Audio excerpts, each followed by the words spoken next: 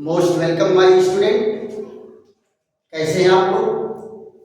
स्वस्थ हैं, मस्त हैं और बेहतर है ना? चलिए आज हम लोग फिर एक नए वीडियो के साथ आमने सामने होते हैं। पिछले वीडियो में बेटा मैं आपको पढ़ाया था क्लोरोबेंजीन के रासायनिक गुण, उनके बनाने की विधि हुई थी, भौतिक गुण हुआ था और कुछ रासायनिक गुण की अभिक्रियाएं हुई थी और कुछ रासायनिक गुण इनके बचे हुए हैं जिसको हम लोग इस वीडियो में देख लेते हैं। देखो बेटा आज टॉपिक आपको क्या दिख रहा है? क्लोरोबेंजीन का अपचयन। क्लोरोबेंजीन का अपचयन।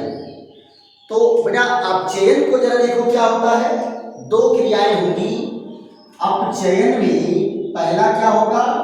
हाइड्रोजन जुड़ेगा। हाइड्रोजन क्या होगा? जुड़ेगा तो अपचयन होगा। दूसरा अपचयन क्या होगा? ऑक्सीजन निकलेगा। अगर ऑक्सीजन निकल रहा है तो भी क्या होगा? अपचयन होता है। राइट? तो यहां पर जरा देखो क्या है। क्लोरोबेंजीन में क्लोरीन परमाणु यहां से विस्थापित होता है और इसके जगह पर क्या है? हाइड्रोजन जुड़ जाता है। यहां देखो बेटा अपचायक कौन है? यहां देखिए सोडियम और एल्युमिनियम का मिश्र धातु है और सोडियम हाइड्रोक्साइड, ये दोनों मिल करके बेटा ये टोटल क्या है? अपचायक है। क्या है? अपचायक। ये नवजात हाइड्रोजन बना बना के देता है। तो दो हाइड्रोजन दिया, ये क्लोरोबेंजीन को क्या किया? दो हाइड्रोजन दिया और ये दो हाइड्रोजन में से एक हाइड्रोजन क्या करेगा? क्लोरीन को लेकर के निकल गया HCl के रूप में और दूसरा हाइड्रोजन जाकर के रिंग से जुड़ जाएगा। तो आप जरा बताओ बेटा इस रिएक्शन में क्या जुड़ा है? हाइड्रोजन। और फाइनली क्या बना? बेंजीन। क्या बना? बेंजीन। तो हाइड्रोजन जुड़ने के नाते क्या कहलाएगा? अपचयन अभिक्रिया। उसके बाद जरा देखो एक अभिक्रिया और बेहतरीन है, परीक्षा में खूब पूछा गया है, वुड्स फिटिंग अभिक्रिया। वुड्स फिटिंग अभिक्रिया। वुड्स फिटिंग अभिक्रिया में क्या होता है बेटा?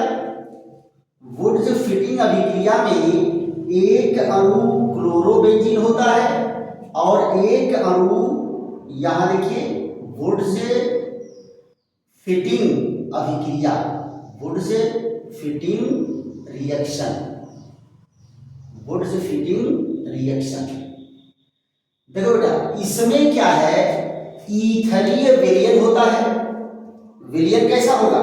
ईथर का होगा। इस ईथरीय विलयन में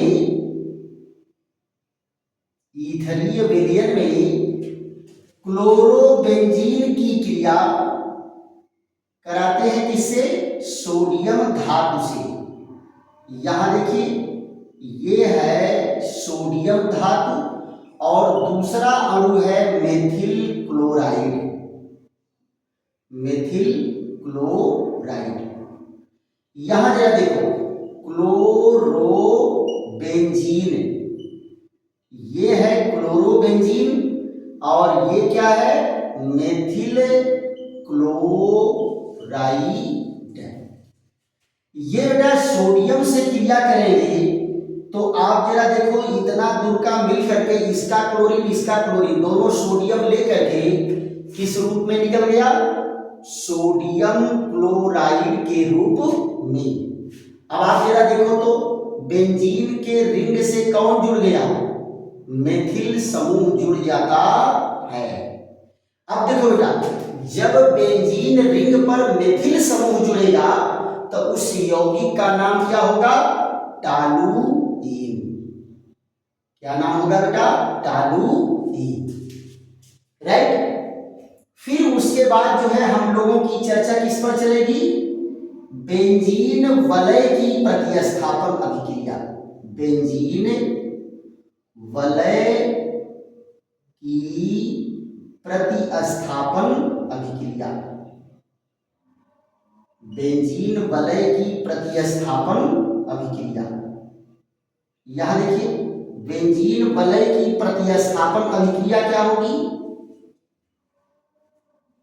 देखो बेटा, क्लोरोबेंजीन के अणु में क्लोरीन के अलावा 5 और हाइड्रोजन है।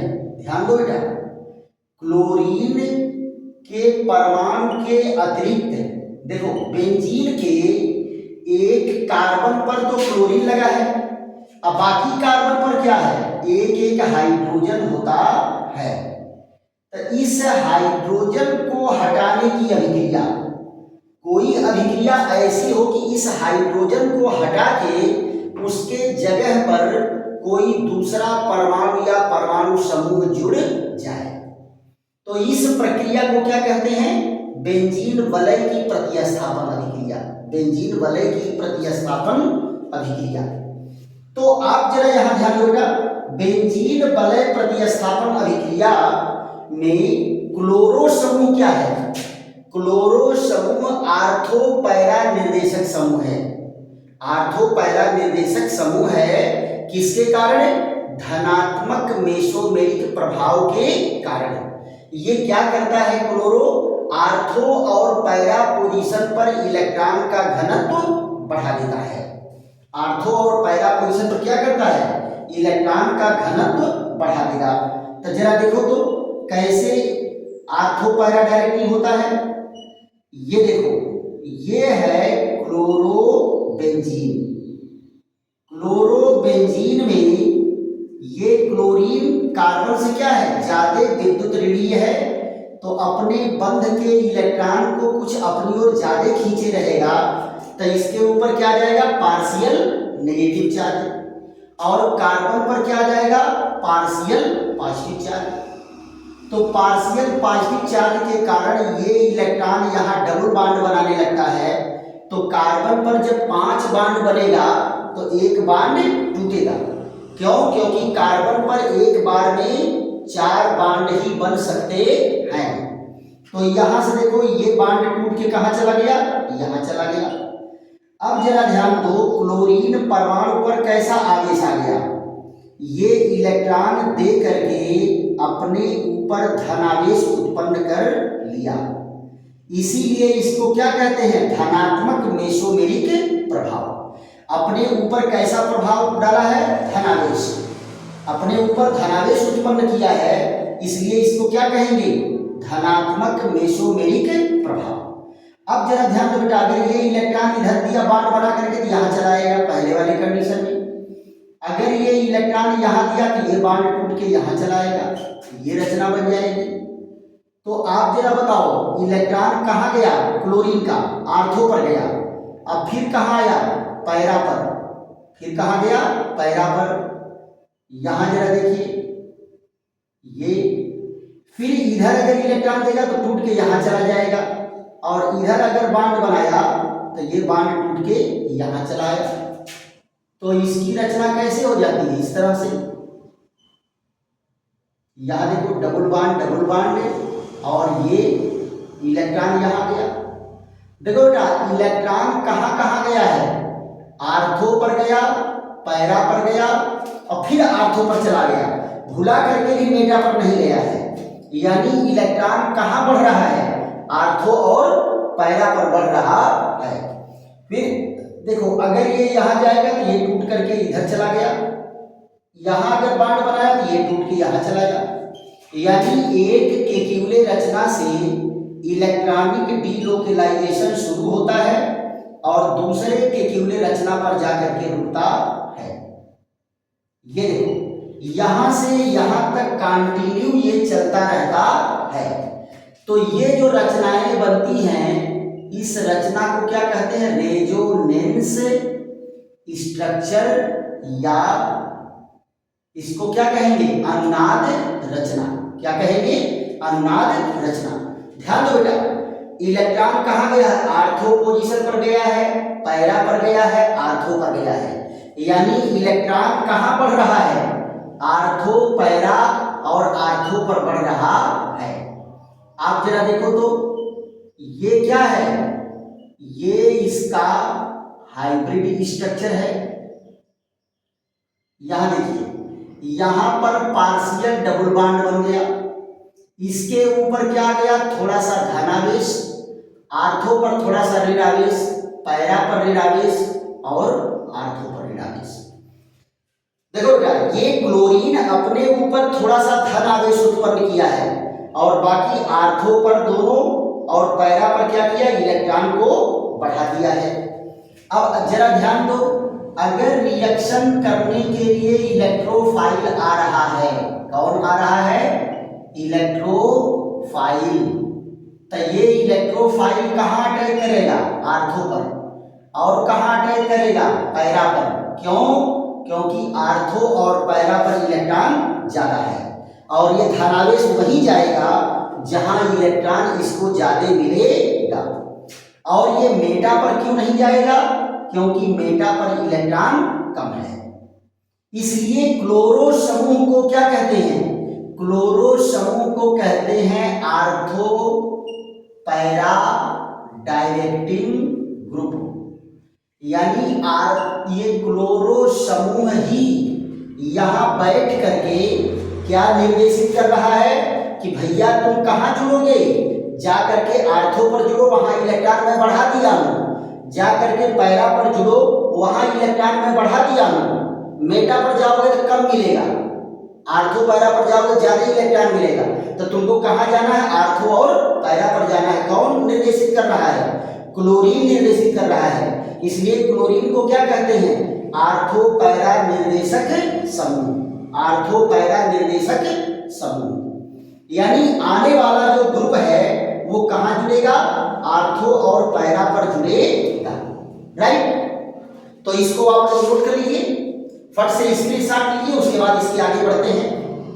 इनको स्क्रीनशॉट ले लीजिए फट से। चलिए,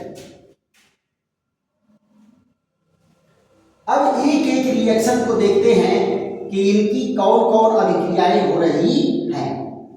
प्रतिस्थापन में सबसे पहले बेटा हम सांद्र सल्फ्यूरिक अम्ल और सांद्र नाइट्रिक अम्ल से नाइट्रीकरण अभिक्रिया का अध्ययन करते हैं। फिर उसके बाद किसकी चर्चा करेंगे?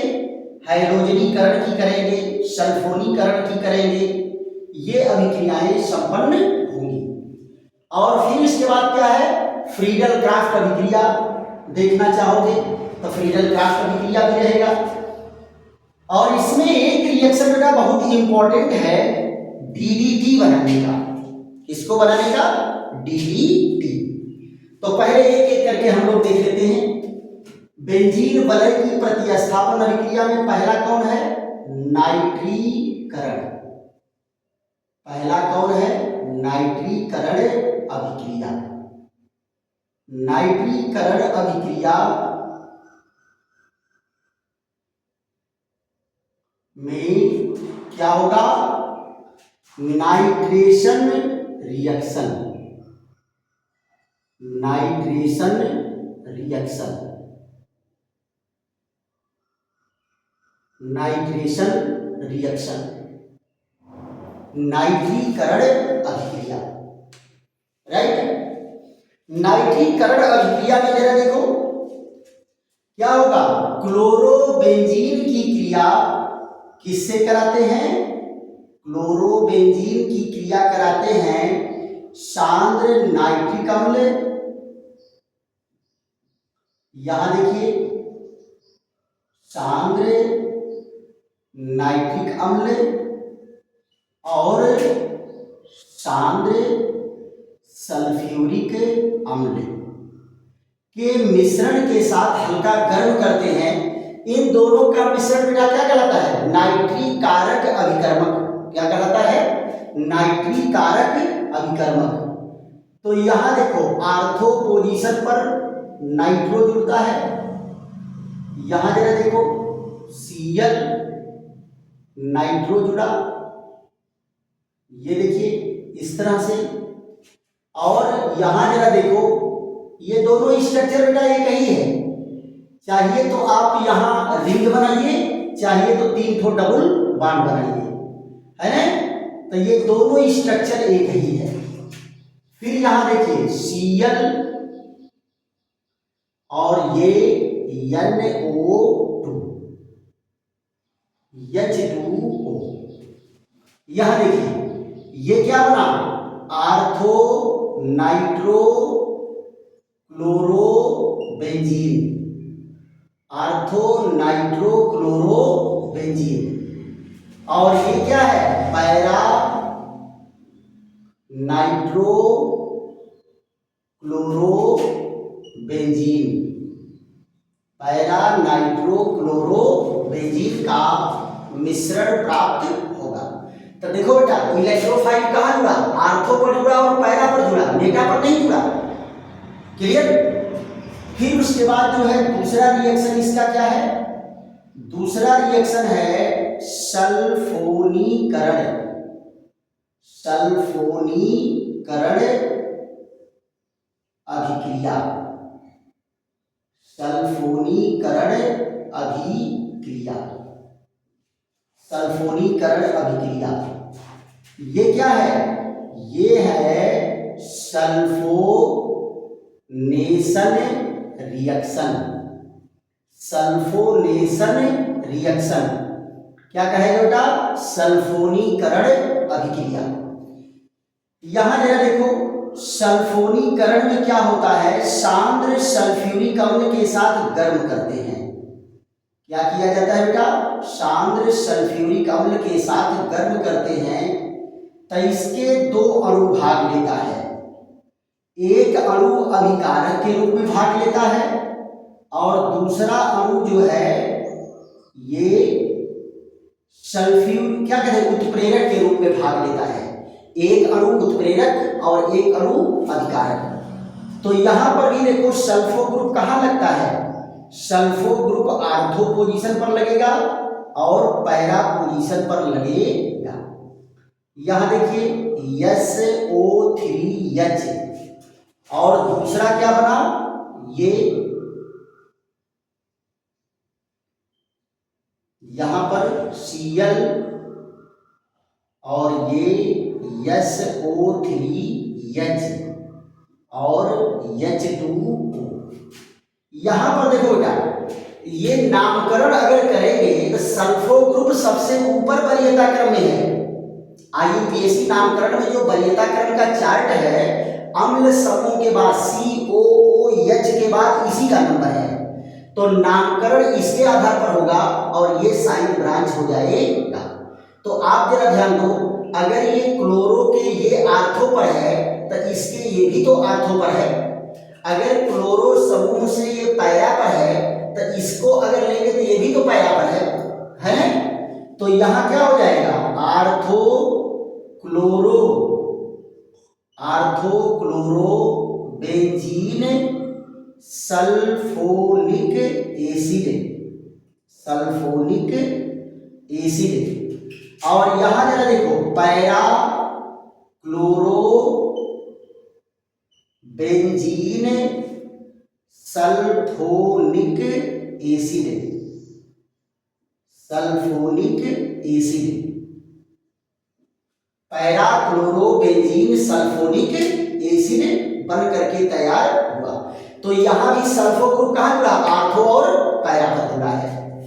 तीसरा जरा देखो, ये क्या है, क्लोरीनीकरण या हैलोजनीकरण, हैलोजनीकरण अभिक्रिया, हैलोजनीकरण अभिक्रिया। हैलोजनीकरण अभिक्रिया में क्या होता है बेटा, हैलोजनीकरण अभिक्रिया में यहां जरा देखो, इसकी अंग्रेजी क्या होगी, हैलोजिनेशन रिएक्शन, हैलोजिनेशन रिएक्शन, ये हैलोजिनेशन रिएक्शन। तो क्या होगा बेटा, ये हैलोजन वाहक की उपस्थिति में, हैलोजन वाहक की उपस्थिति में यहां क्लोरीन से क्रिया करेगा। तो देखो बेटा, हाइड्रोजन वाहक कौन है? आयरन। या कौन है? दूसरा यूज होगा निर्जल एल्युमिनियम क्लोराइड के साथ हल्का गर्म करते हैं तो दूसरा क्लोरो समूह भी कहाँ जुड़ेगा? आर्थो पर जुड़ेगा या पैरा पर जुड़ेगा। यहां देखिए, ये दूसरा क्या है? ये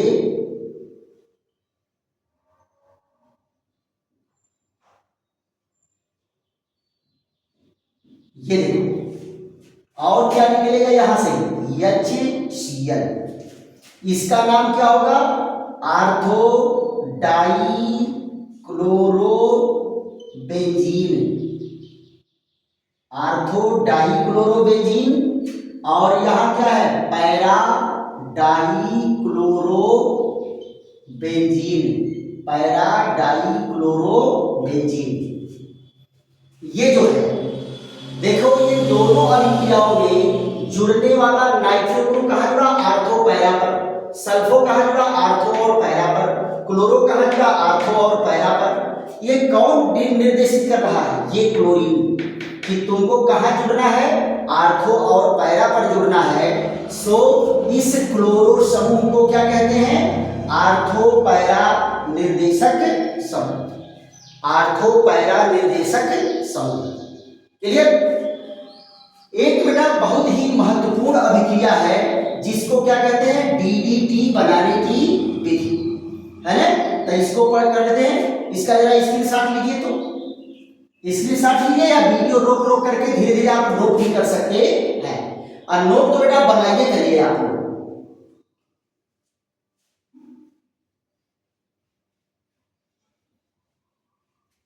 अब हम लोग पढ़ेंगे DDT बनाने की विधि और उसके बाद इसका उपयोग। और उपयोग के बाद बेटा दो जो है रीजन वाले क्वेश्चन बहुत बेहतरीन हैं और वो परीक्षा में आपको पूछा गया है, इसलिए उसको हम लोग बेहतरीन ढंग से पढ़ेंगे। दो रीजन के क्वेश्चन हैं। कारण, क्या कारण है?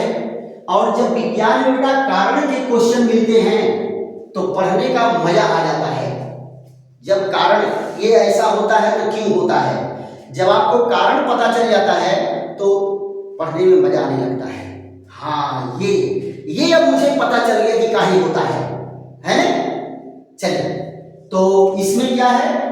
ये DDT बनाने की विधि, DDT बनाने की विधि, DDT बनाने की विधि। जरा देखो, DDT बनाने के लिए क्या करते हैं बेटा?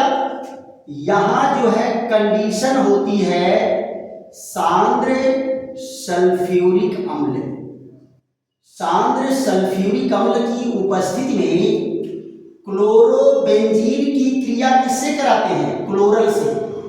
क्लोरोबेंजीन की क्रिया किससे कराते हैं? क्लोरल से। यहां देखिए, ये क्लोरल का सूत्र है। H को इधर दिखा देते हैं और ऑक्सीजन को इधर दिखा देते हैं। ये क्या है बेटा? Try chloro acetaldehyde, try chloro acetaldehyde. और इसका नाम क्या है? क्लोरल। अब जरा ध्यान दो, ये क्या करता है? ये क्लोरोबेंजीन से क्रिया करेगा। यहां देखिए Cl और यहां पैरा का H। ये देखिए, ये Cl और ये H। यहां क्लोरोबेंजीन से क्रिया करके ये क्या बनाएगा? ये बना लेता है DDT। यहां Cl, Cl, Cl और ये यहाँ H, और ये जरा देखो तो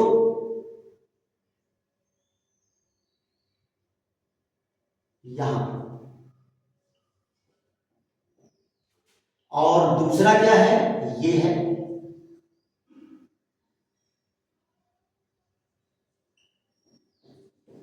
ये देखो, और क्या निकला, एक अणु पानी।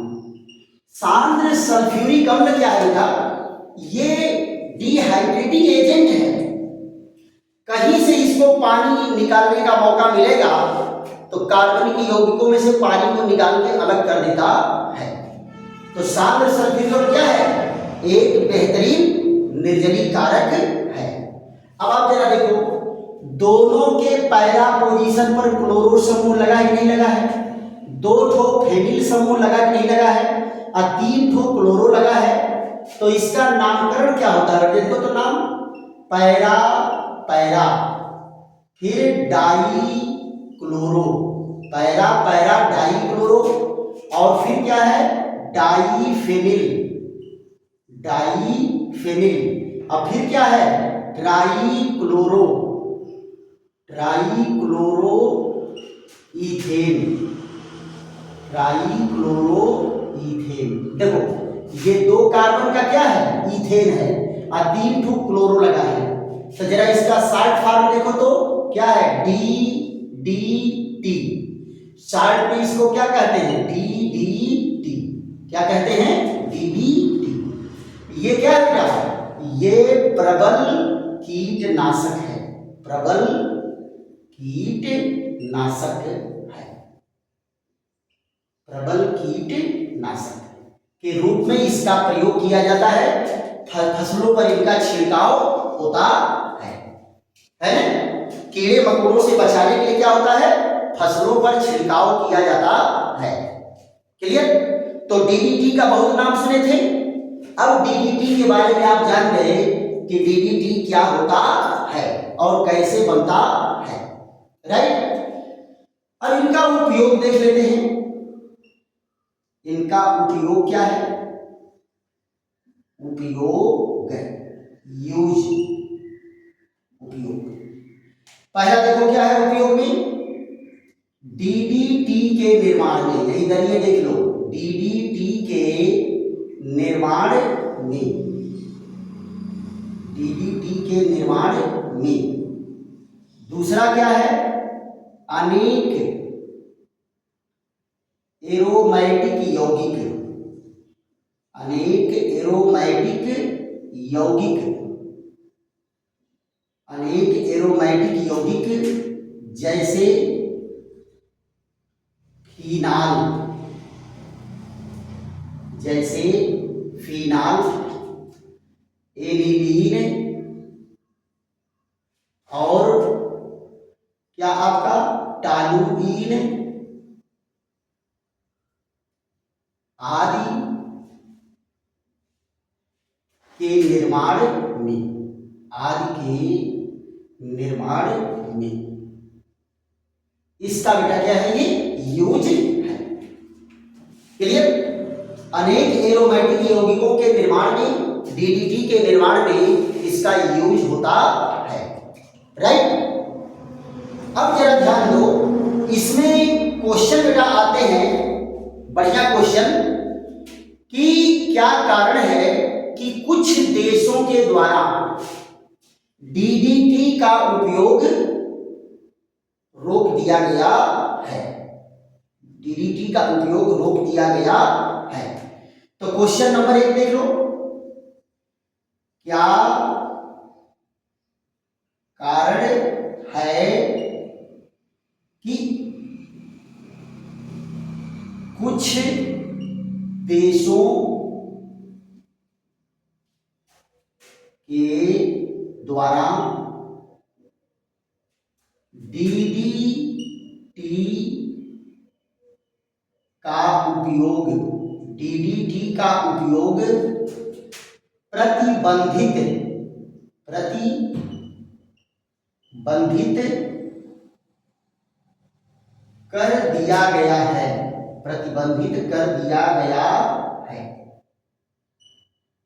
देखो बेटा, कुछ देशों के द्वारा इसको प्रतिबंधित कर दिया गया है। क्यों प्रतिबंधित कर दिया गया है? देखो इसके कारण है। अगर इसको आप फसल पर छिड़क रहे हो, इसका स्प्रे किया जा रहा है फसल पर, तो क्या करेगा ये पत्तियों से धीरे धीरे जमीन में जाएगा।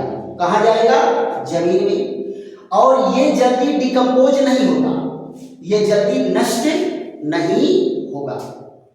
चाहे प्रकाश हो उससे भी नष्ट नहीं होगा, उष्मा से भी नष्ट नहीं होगा, पानी से भी नष्ट नहीं होगा, और मृदा में पाए जाने वाले जीवाणुओं के द्वारा भी नष्ट नहीं होता है।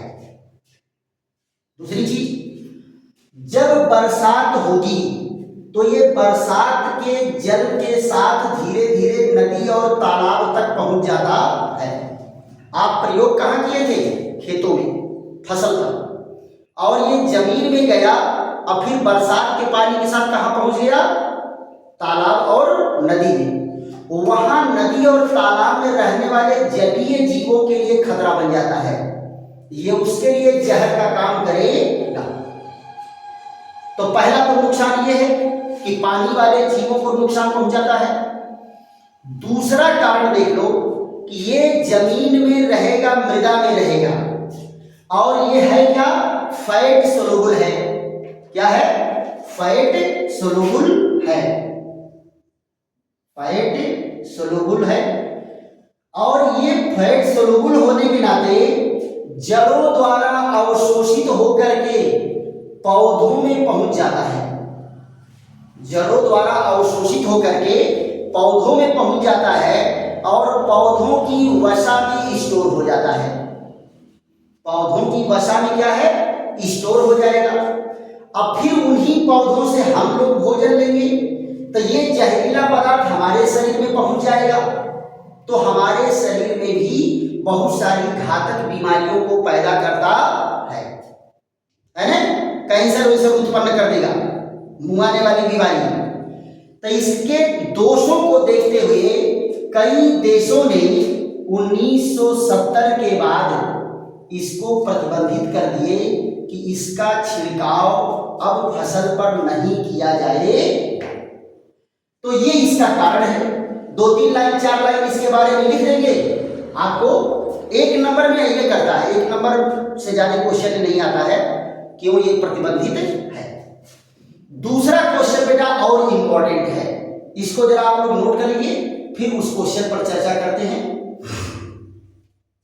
या तो कहिए तो अलग वीडियो बना दें, अगर एक वीडियो बड़ा हो रहा है तो दूसरा वीडियो बना देते हैं। चलिए इसको यहीं रोकते हैं, और अगर आपको समझ में आ रहा है तो खूब बेटा बेहतरीन ढंग से इसको लाइक करिए, शेयर करिए, सब्सक्राइब करिए, और दोस्तों मित्रों को भी बताइए कि बेहतरीन ढंग से जो है रसायन विज्ञान पढ़ाया जा रहा है। Thank you.